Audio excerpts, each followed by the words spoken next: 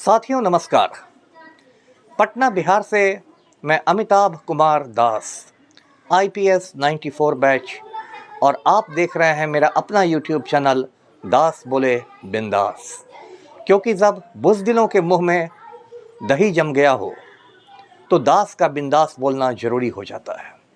साथियों, आज इस वीडियो में मैं चर्चा करूंगा मालदीव की। आजकल गोदी मीडिया में मालदीव छाया हुआ है।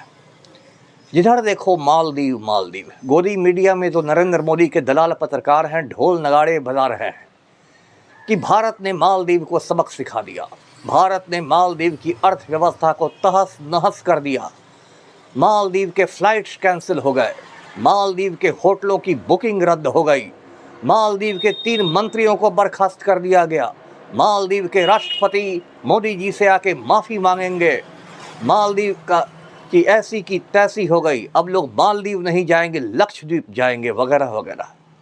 अब मेरी समझ में नहीं आ रहा साथियों कि मैं इस पर हंसूं या रोऊं। मालदीव जो है वो हिंद महासागर का एक छोटा सा टापू है, इंडियन ओशन में एक छोटा सा टापू है। इतना छोटा टापू है कि नक्शे पर आप उसको मुश्किल से खोज पाएंगे। पूरे मालदीव देश की आबादी कुछ लाख में है, पटना शहर से भी कम की आबादी है, और हिंदुस्तान 142 करोड़ का देश है।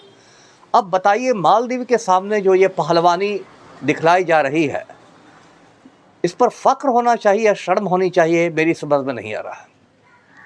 हम लोग बचपन में कहानी पढ़ते थे, 30 मार खान की कहानी।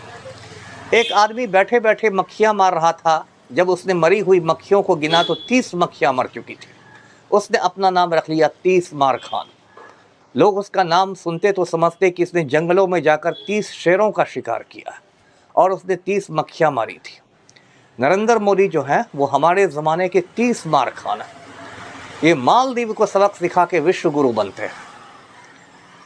और सबसे दुख की बात यह है कि जो हिमालय के पार हमारा पड़ोसी है चीन, जो हमसे कई गुना ज़्यादा शक्तिशाली है, उसने कुछ साल पहले मोदी जी के कार्यकाल में ही लद्दाख के गलवान घाटी पर, गलवान वैली पर कब्ज़ा कर लिया।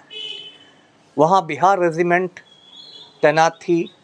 चीनी फ़ौज ने बिहार रेजिमेंट के 20 जवानों को शहीद कर दिया, और जो बिहार रेजिमेंट के CO थे, कमांडिंग ऑफिसर थे, कर्नल संतोष बाबू, वो भी चीनी फ़ौज के हाथों शहीद हो गए। लेकिन गलवान घाटी पर कब्ज़े के बावजूद नरेंद्र मोदी कहते हैं कि ना कोई घुसा था, ना कोई घुसा है, ना कोई घुसेगा। नरेंद्र मोदी की औकात नहीं है गलवान घाटी में जाने की। और लोग जो मजाक में कहते हैं कि नरेंद्र मोदी चाइना के आगे सरेंडर मोदी बन गए हैं। सरेंडर मोदी की ये भी औकात नहीं है कि वे चीन पर सर्जिकल स्ट्राइक कर सके। सिर्फ इतना ही नहीं, चीन जो है वो भारत के राज्य अरुणाचल प्रदेश को भारत का हिस्सा नहीं मानता है। चीन का कहना है कि अरुणाचल प्रदेश जो है वो तिब्बत का दक्षिणी भाग है, दक्षिण तिब्बत है, इसलिए वो हमारा हिस्सा है। अरुणाचल प्रदेश से जाने वाले हिंदुस्तानियों को चीन प्रॉपर वीज़ा नहीं देता है। और हाल में ऐसी खबरें भी आई कि अरुणाचल की सीमा के अंदर चीन ने गांव बसा लिए हैं। लेकिन जो हमारे रक्षा मंत्री हैं राजनाथ सिंह, वो भी कड़ी निंदा के सिवाय और कुछ नहीं कर पाते हैं।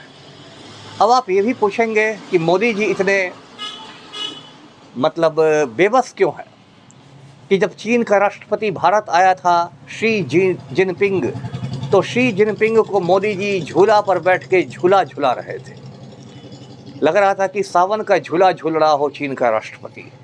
तो मोदी जी की बेबसी की एक वजह यह भी है कि मोदी जी के जो आप कह सकते हैं मालिक हैं गौतम अडानी ने चीन में अरबों रुपए का निवेश किया हुआ है, इन्वेस्टमेंट किया हुआ है, और इसलिए मोदी जी को हिम्मत नहीं है चीन से पंगा लेने की, क्योंकि उससे गौतम अडानी को नुकसान हो जाएगा, गौतम अडानी का मुनाफा घट जाएगा। और जैसा आप जानते हैं साथियों, नरेंद्र मोदी ने हमेशा हिंदुस्तान के ऊपर अपने पूंजीपति मित्र गौतम अडानी को रखा है।